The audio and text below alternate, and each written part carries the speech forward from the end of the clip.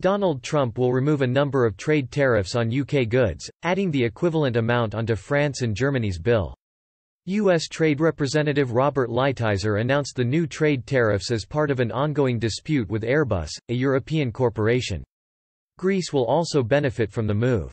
Mr. Lighthizer said it would modify its list of $7.5 billion £5.7 billion of affected European products to remove certain goods from Greece and Britain, with more of the burden being felt by Germany and France instead. The U.S. Trade Representative confirmed yesterday the Trump administration would maintain 15% tariffs on Airbus aircraft and 25% tariffs on other European goods. The tariff hikes were first introduced last October following a World Trade Organization (WTO) ruling on state aid.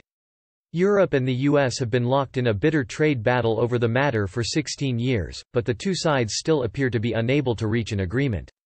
The US raised border taxes on goods last year as it said the EU had not done enough to ensure it is compliant with WTO rules. The high tariffs covered a range of goods, such as food, wine and spirits. It particularly hit French wine, Italian cheese and single malt Scotch whisky, as well as cookies, salami, yogurt, olives from France, EU-produced pork sausage and German coffee. Mr. Lighthizer reiterated the U.S. position yesterday and accused the EU of not taking the actions necessary to meet its obligations. He said, "The EU and member states have not taken the actions necessary to come into compliance with WTO decisions. The United States, however, is committed to obtaining a long-term resolution to this dispute."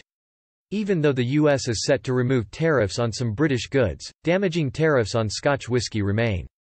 In response, Trade Secretary Liz Truss has pledged a renewed effort to remove the tariffs.